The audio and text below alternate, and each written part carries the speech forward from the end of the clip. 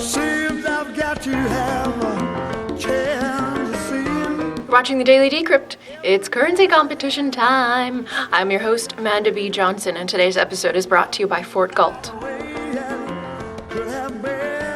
What is the price of a cryptocurrency transaction at any given time, and how can we know this? To discuss the answer to this question, I reached out to Justus Ranvier, a Bitcoin developer and reviewer at the Open Bitcoin Privacy Project, and we got to talking about more than just price discovery, let's say that.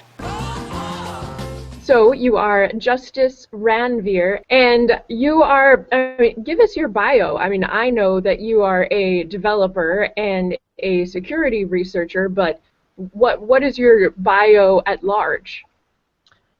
Well, before I got involved with Bitcoin, I was in electrical engineering and industrial automation, and was doing that for a while, and then I heard about Bitcoin, I believe in 2010, on Slashdot, and I paid more and more attention to it over time, and then in 2011 and 2012, that Bitcoin became almost my only hobby, and then in 2013, I quit. I quit working in the field I was in to focus entirely on Bitcoin projects, and that's what I've been doing ever since. Okay. Well, go ahead. Yeah, you described me as a developer, but that's actually fairly recent for me. Okay. As in less than a year that I've actually been doing software development. Oh, really? Okay. Wow. Well, yeah, your development that I'm familiar with, as you well know, was your writing of the wallet BIP for Bitcoin, BIP47, which I just thought was like so fucking clutch that it would just make privacy like so much better in Bitcoin. And it's like, to this day, I think, has anybody other than Samurai Wallet picked up on it? That's not even the topic for today's. Okay, well, good. Well, maybe we can talk about that later. Not the topic for today's episode. I just thought that was super clutch. But I knew of you before that as well because of an equally clutch thing that you published, which was prose, an article, to be precise, on the website liberty.me, where you said quite boldly, block size caps are not needed if players within the network, basically users and service providers like miners, whatever, nodes, can simply communicate with one another in some way that makes the price of a transaction knowable at any given time. So describe for us, first of all, why is a block size cap needed in absence of price discovery? Why is there a block size cap in Bitcoin right now? That's a complicated question. The proximate cause for why there's a block size cap is because Hal Finney thought that we needed one and convinced Satoshi to put one in. To give a more specific answer, there's really no right answer to what does Bitcoin need.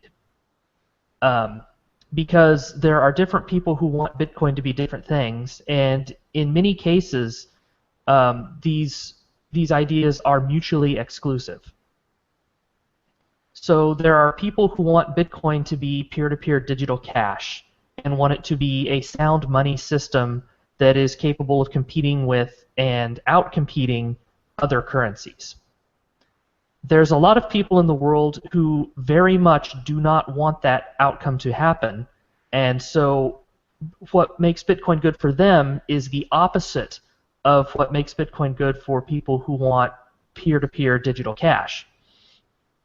So there's, whenever you're asking the question, is a particular design decision good, the answer is always yes. Every feature that Bitcoin could adopt is good, but asking that question is the wrong thing. You have to ask good for whom. Mm-hmm. And as in the case of a block size limit, the effect of a block size limit is it does not allow Bitcoin to be universal digital cash. It requires people to transact in Bitcoin promissory notes. And that is good for anybody who wants to prevent or reverse the monetization of Bitcoin. And it's good for the people who want to profit from via the process of money creation as fractional reserves, collecting fees on transactions between banks. A block size limit is good for them, and it's bad for everyone who's not them. Now, let me just, our signal broke up a little bit, but I would probably ask you to repeat this even if it hadn't. Did you just say that a block size limit is good for creating fractional reserve Bitcoin banking, essentially? Well, yes. If you can't transact in the money directly, you have to transact in money substitutes. And this is basically the model that banking has used for hundreds of years. If you go back to ancient times, people actually physically moved pieces of gold around and silver or whatever metals they were transacting in, and that's a bad way of transacting. There's all these disadvantages, so they moved to paper, which was a better means of exchange. But the gold and the metals stopped being money at that point, because what was the actual currency then became the promissory notes, which is a debt. Debt has the feature of it can be expanded indefinitely. So there's effectively there's no theoretical limits on the money supply when your currency is debt. Okay, now describe to me how Bitcoin could be run in a way that people who held the currency or thought they held the currency were actually holding debt. How does that work? Oh, well, we see that right now. Anybody who has a balance on an exchange is holding that exchange's debt. They're not actually holding the Bitcoins or the dollars or whatever currency. Anytime your money is actually not in your physical custody, what you hold is actually a promissory note. And it is the counterparty's promise to redeem the debt on demand.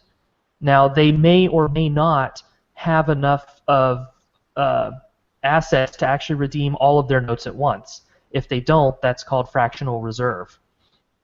And at this point, there's no way to know if all of the entities holding Bitcoins on behalf of third parties actually are fully solvent. And I would be shocked if all of them are solvent. I mean, that's basically the easiest scam in any kind of system like this is you take people's deposits and then you steal them and just keep enough around to keep the money flowing in and out so that you collect more deposits. Mm-hmm. Right. This is basically modern banking. There are not enough actual dollars, as in printed by the U.S. Mint, to satisfy all of the people who think they have dollars in a bank account. Mm-hmm.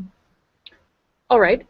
Well, let us then move to the reason I called you today, since we've established that fractional reserve banking with Bitcoins already exists.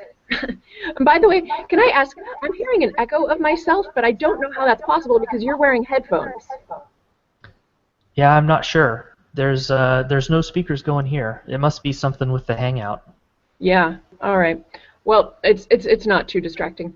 And okay, very good. So, as we've established that there already is fractional reserve banking in cryptocurrency, and Bitcoin especially, let's talk about price discovery of transaction fees. And first of all, this is all very interesting because I think that, well, no, I know that we would not be having this conversation if there were not a block size cap, because the inflation in Bitcoin right now, I would think, would be pretty much sufficient for miner profitability. Isn't it that the idea, at least, was that fees would not come about until after inflation was over? Because as a holder of Bitcoin, you're already paying fees in the form of inflation. Like already your monetary unit is being slowly debased as the currency inflates, but that could be okay with you because, hey, at least the transactions are free in the inflationary stage. Or am I just totally off base? Yeah, it is true that operation of the network is paid for right now via inflation and via transaction fees. I don't think it's possible for us to know how that balance is going to play out over time. Like, we know that we have two mechanisms for paying for the network, and we know that one mechanism decreases exponentially, and that's actually one of the biggest reasons that people invest in Bitcoin is because they know that the inflation is a temporary phenomenon. But the point at which transaction fees have to become a bigger proportion of the revenue, and who will pay those fees and how, that's not anything we can know ahead of time, because as the network grows, well, if the network is allowed to grow, if more people come into it, the incentives of the players are going to be very dynamic. Like, I don't, for example, I've just been doing thought experiments of who would pay the transaction fees in 20 years. And it could be in the present where it's end users paying transaction fees on their transactions. But it could very well, there's all kinds of other arrangements that you can imagine. Like, what if Bitcoin was the money, was the world's money? You've got these big retailers like Walmart, largest retailer in the world. They would be using Bitcoin to get paid by customers, to pay their suppliers, and to pay their employees. Maybe they would just devote a percentage of their gross to keeping the mining running, because that's what they would need to do to make sure that money still worked. Because without money, they don't have a business.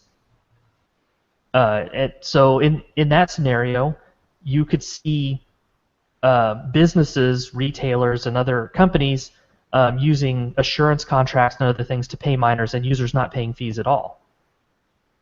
But again, I have no idea if that's going to happen. That's just something that could happen, and we won't really know until that future arrives, and it will probably change as Bitcoin develops.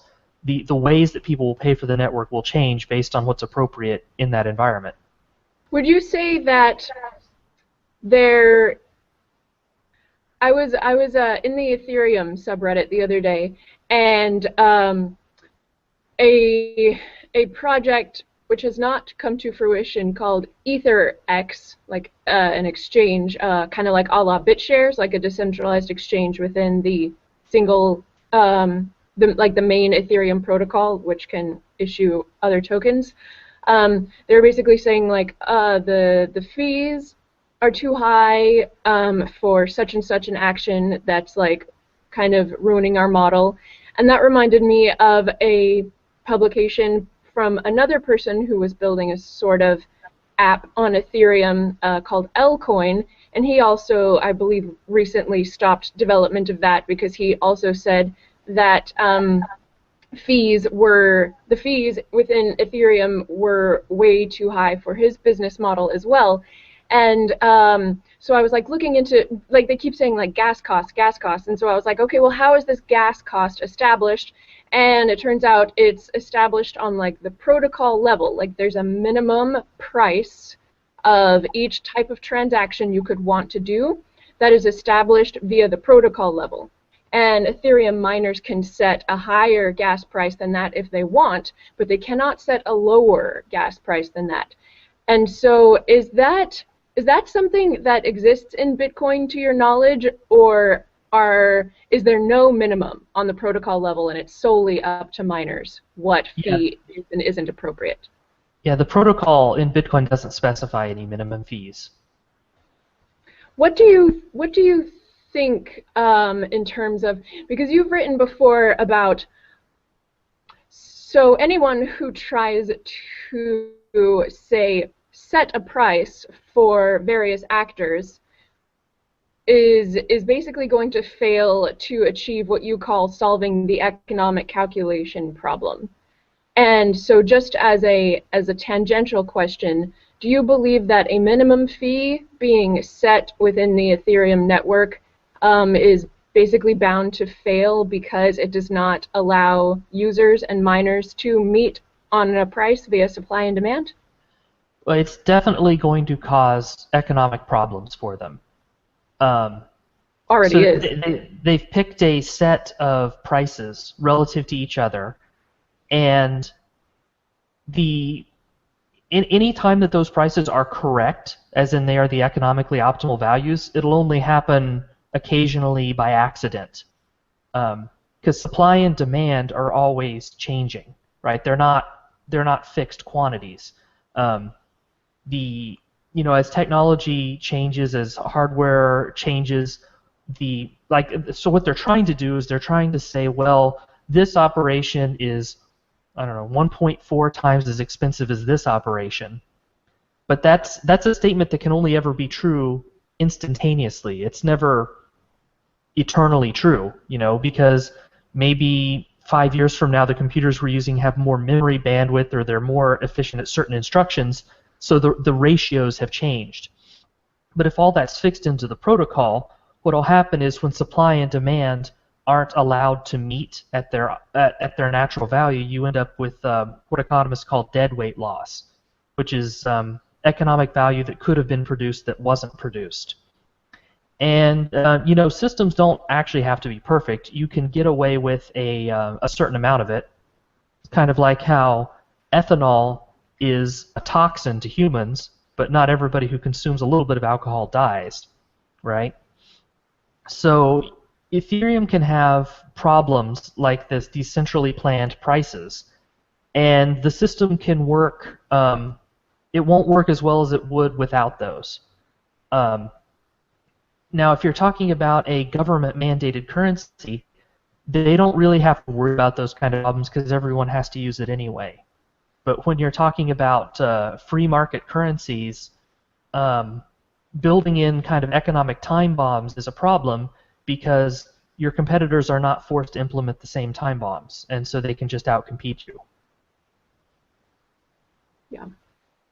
So how could... Okay, so I was watching a talk that Andreas gave the other day, and he was basically saying, oh, this last sort of massive congestion within the Bitcoin network was due to so many people using wallets that don't correctly calculate the price of a Bitcoin transaction at any given time. But is there actually any way to know that? Or is the correct price simply just like send more than you usually would, and maybe even more than that, and if your transaction gets processed within 10 minutes, then you know that it was right? But is there actually any way to take a survey of all existing miners, see what their price minimum is set to be, and then somehow calculate the demand for that? Well, I don't think there is one right price for a transaction any more than there's one right price for a car. So the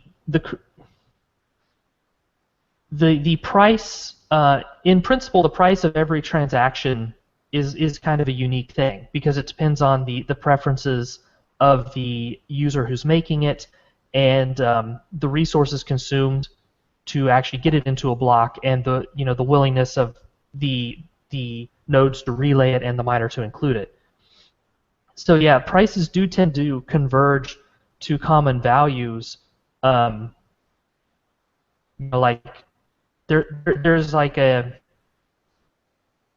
we talk about the price of gasoline, even though what we see as a single price is actually it's made up of a whole bunch of individual prices. Mm-hmm. It's kind of a mirage of there being a single price, and the same is true of Bitcoin transactions. But if you're asking how can clients better estimate because they're trying to pay as little as possible for what they want to achieve, and the miners are trying to charge as much as possible, the same as every other service in the economy. And there are probably better techniques available for clients to negotiate better, effectively. Like technical techniques, like something that could be written into a crypto protocol, like, and this will let a client take a brief survey of miners and choose the one that has the best price. Yeah, I mean, yeah, in principle that's possible. I'm trying to think of what's something you buy on a regular basis? Toilet paper. Okay. How do you make sure that you get the right price, you're paying the right price for toilet paper? Yeah, I mean, there is no right price, or I mean, I shop around, right? Like a price compare. Right. So since you buy it you buy it regularly, Yeah. you kind of have an idea is if one store is charged, like if you were to walk up and you see that the price is double what it normally is, then you could know that, and depending on how urgently you needed it and how close other stores were, you may or may not pay that. Mm-hmm. But you change your purchasing behavior over time. You're based on this, based on your experience of prices, because especially in the case of toilet paper, there's in the context of one single transaction, there's actually not a lot you can do. Like you show up to the store, you see the price. You either accept the price, or you either accept the price that they charge, or you accept the cost of going to a different store and with a probability that you'll get a lower price, which is not guaranteed. So if you were trying to simulate that in software, it would be fairly complicated, but it's something that humans just kind of do intuitively. Right. So it's definitely a process that can happen, though. So in terms of how exactly is the best way to program that into a wallet, I don't really know. Mm-hmm. But we know that it is a process that happens. We do it every day, so it is possible to implement. Mm-hmm. If the computer that is the human brain can do this, you're saying that certainly there may be some software-based solution that could also do this. Well, and also keep in mind that a Bitcoin wallet is not just the software, it's also a software plus a human. So the software is a tool that the human's using. So, I mean, if there's a way for us to do this in our everyday life, literally every single day, then there's a way we can teach our wallet tools to do the same thing. I don't have like a, off the top of my head, this is exactly how it's going to work answer, but there's a lot of people who can work on those solutions, and again, those things will change over time. People will find better ways of doing it. But again, there's kind of a wrong assumption in where you originally came in, that if wallets were just better at determining fees, there would be no congestion problems, and that's absolutely not true. A wallet that is better at determining a fee helps you avoid congestion only if there are wallets that are worse at it in the world, right? Because with the 1 megabyte block size limit, that is the maximum number of transactions that can happen. So let's say you improve your wallet so that it's better at optimizing fees than all of the other wallets, and so now your fees go through without problems. That's only good until all the other wallets do the same update and now you're back to where you started. But if there is a legitimate demand for 2 megabytes of transactions every 2 minutes, they're not going to fit. And no amount of fee optimization will make them fit in. And no matter how much the people are willing to pay, they still won't fit. It's like if there are 10 seats on a bus and there are 12 people who want to ride, there is no price that all of them could pay at which all of them could ride. Exactly. And you can only get away with that kind of a supply quota if you have a government-granted monopoly, effectively, because if you try to force the price up by just artificially restricting the quantity, all that will happen is that somebody will build a network that doesn't have the artificial restriction, and you'll lose everything. Yeah. That couldn't be why I keep getting frustrated, angry emails from Bitcoin maximalists for talking about their competition, could it? Well, yeah. I mean, the danger of a block size limit is something we've been talking about for a long time. I mean, there were people as way back as 2011 worried about this. They're saying, hey, how can we invest in this currency that has this artificial limit on it? But back then, everybody was reassured, oh, no, don't worry about it. We're going to raise the limit. There were active plans for a hard fork to raise the limit in the summer of 2012. So this, there are a lot of people who are new to Bitcoin who think this is a recent thing that just started, or they think it's a controversy that's been brewing over the last year. When we're in year 4 of this attempt to get rid of this block size limit problem, and basically it's the same people who've been involved since the beginning. There been an anti-scaling side and a pro-scaling side, and the only thing that's really changed is that the anti-scaling side has gotten a lot of money to help them, and the pro-scaling side didn't, and so here we are. So I want to ask your take, because every time I talk block size limit on my show, there's inevitably someone in the comment section who's like, SegWit, bro, and Lightning Network, bro. And so let us give them the benefit of the doubt that these pieces of software actually do get, first of all, that they do get written, because I believe that the code for this Lightning Network thing actually does not exist. I believe it's a white paper at this point. Anyway, let's give them the benefit of the doubt that these things do get written, do get implemented, and a majority of clients update, and all of that works smoothly. You're saying that these off-chain scaling solutions would still, I mean, it would basically turn Bitcoin into something perfect for fractional reserve banking. Is that what you're saying? Well, these are two different things that you're talking about. Yeah. Segregated witness is a different way of it's a different way of putting transactions in the blockchain. Think of it like a different encoding method, and it effectively lets us cheat on the block size limit.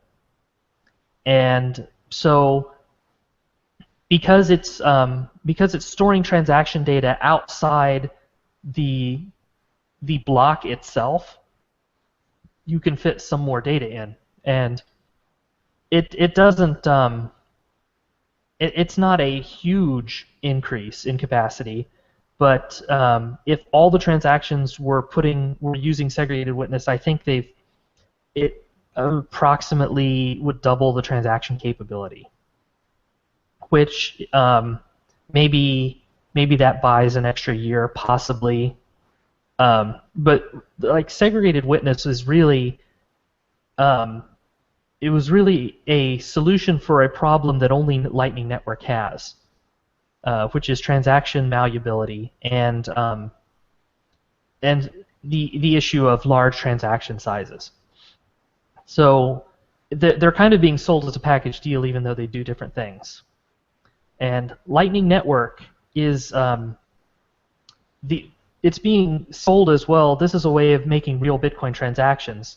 But that's not accurate. It's a way of transacting in Bitcoin substitutes. So a balance that is stored in a Lightning Network balance is not actually available to be spent on the blockchain until the channel times out or till you close out the stuff. So it really is a substitute. It's a very neat technical trick, and it probably has some uses, but it's definitely, they are not Bitcoin transactions. They're Lightning transactions, which is, you would expect there to actually be an exchange rate between Lightning balances and actual Bitcoins. Okay, so say all 21 million coins had been mined, for sake of this thought experiment. If a Lightning Network were operating and all 21 million coins had already been mined, could there be transactions on Lightning networks that were more than 21 million coins worth? Like, these money substitutes, could they be inflated beyond 21 million Bitcoins? Well,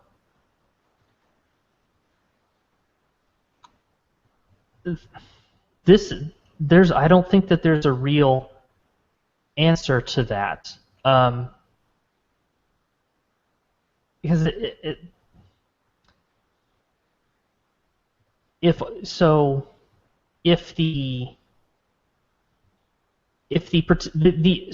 a group of computers and can all agree to sign any message they want, right? So you could write software that transacts that would sign these transactions that look like Bitcoin transactions but are not actually valid on the network and can never be settled. I mean, it is possible to write software that would do that. Would anyone do that? I can't really say. And if we're talking about a future where everybody's using Lightning and nobody's using Bitcoin except to open and close Lightning channels, then we don't really know if the Bitcoin network still exists anymore.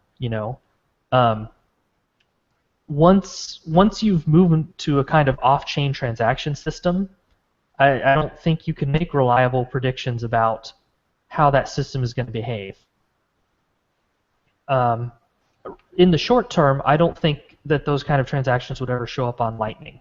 They would restrict themselves to legal Bitcoin transactions. What the future would look like in 20 years, the question is just too open-ended. But what you could have is, in the near term, what you could have is you could have these Bitcoin banks that are settling between themselves in Lightning Network. And they could have customer liabilities in excess of 21 million Bitcoins. But the maximum settlement amount that would actually settle on the chain would be limited to the amount of real Bitcoins that they held. But they could certainly have customer liabilities in excess of that. So that you just used the term Bitcoin bank, I think is pretty. That's a pretty different term from, say, early Bitcoin marketing materials, which were be your own bank. In fact, I would say that's about as opposite as two things can be. And so you sound like you would prefer the be your own bank form of money. Is that correct? I prefer that. I'm not opposed to Bitcoin banks existing, but I am very much opposed to Bitcoin users being forced into Bitcoin banks. Which so is, go ahead. Yeah, there are a lot of people who are never going to want to control their own money and be responsible for it, and so there will always be businesses that serve them. But if you create a network where you are deciding we're going to mandate that the Bitcoin network is now a settlement layer, quote unquote, now you're saying nobody is allowed to be their own bank, whether you want to or not, and that's just a replication of the corrupt system we have today. So then I have to ask you, do you still own any Bitcoins? I don't like to talk about my Bitcoin holdings. I'll just tell you why I asked. So I guess I consider it. I am also I would prefer to have the choice of whether to use a bank or to be my own bank, because I would always choose to be my own bank because I'm one of the kinds of people who doesn't mind managing my private keys. And so yeah, I guess I would just. This is me just trying to gauge.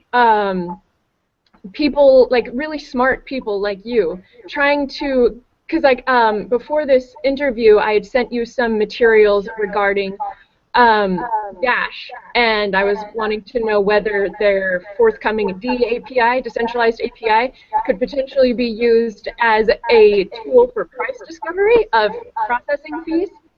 And you had mentioned that you weren't familiar with that, and so I guess I'm just trying to gauge, like, is that because you aren't interested in exploring like Bitcoin competitors? Well, I will say I do not hold any cryptocurrencies other than Bitcoin. In the last year, my allocation of assets has changed. My allocation of liquidity has changed, but it hasn't been into other cryptocurrencies. So,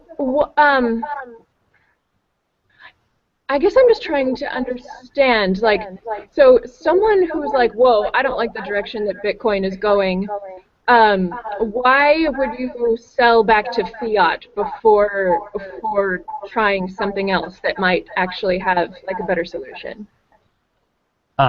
Well, okay, so over the years, like, thinking about Bitcoin has been a really challenging thing, right? Because we went through 2013 where Bitcoin went from like $10 to 200, and there are times where we were like doubling every price every few days, and so using Bitcoin has been challenging as a unit of account to keep track of over the years. So the way I started back in 2013, the way I started measuring my savings was in months of living expenses, and so that turned out to be a little bit easier to keep a grasp on. So, and I would allocate how many months of living expenses do I want in dollars versus how much am I willing to have all in Bitcoins. And that's kind of like a safety margin, right? Because if there's a price dip, then suddenly you might need to use more of those dollars. So as my as the amount of expenses that I can pay has been payable in Bitcoin, that's kind of affected my ratio of months of living expenses in dollars versus months in Bitcoin. And so what I would say right now is that I have more dollar runway now than I would have, say, 2 years ago, just because of the changes in the my own expenses and the uncertainties in Bitcoin. Mm-hmm.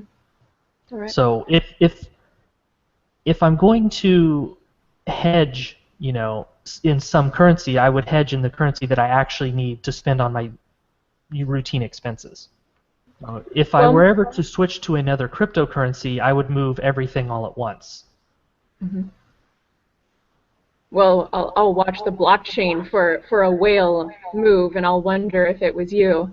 In a closing question, can I ask, do you have any sort of thoughts about, I don't know if you saw, I made a video about potential risks of the halving in terms of there being a network capacity limit last week, and I was wondering if you have any sort of thoughts about, are there risks of a halving with a network capacity limit, or what do you sort of think might happen in July? Well, if a large fraction of the hash rate goes away while the network is operating near the transaction rate capacity, that would be a huge problem, for sure. I guess I would say I'm not all that worried about a massive loss of hashing power at the this summer, especially because there are new ASICs coming online. There's new generations, smaller feature size, and I would expect that those things should roughly cancel each other out, especially because the miners have known this halving was coming. So I wouldn't I wouldn't expect a 50% drop in the hash rate this summer. I mean, I would be surprised if that happened. That's what I'm saying. Mm-hmm. Okay. All right. Well, thank you for your time, Justus. And you mind giving us like a website or two where people can follow what it is that you do? I may have neglected to mention that Justus is a reviewer for the Open Bitcoin Privacy Project, the wallet rating project.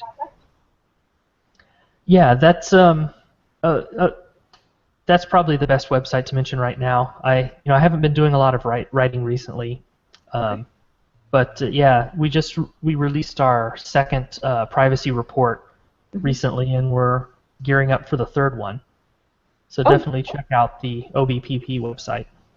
OBPP, and is it .com? It's openbitcoinprivacyproject.org. openbitcoinprivacyproject.org. That's easier to remember. Okay, very good. Well, thank you for your time, Justus. Thank you. Today's episode is brought to you by Fort Galt, which is an early-stage community for entrepreneurs and their families located on the coast of Chile near Valdivia. Fort Galt's 100 acres are pre-installed with water and power lines, and Bitcoin is accepted for purchase of property or reservation of apartments. You can find out current availability and prices by visiting fortgalt.com. Well, that does it for today, dear viewer. Thank you for your time and watching, and thanks as always to those who send the Daily Decrypt micro tips. That is quite kind of you, and we notice and appreciate them, and it's great. Have a good day. What we have here is a network in which users cannot be sure whether developers work for them or for someone else. And this is understandable because, after all, Bitcoin users don't pay their developers and never have. And if users don't pay developers, someone else will.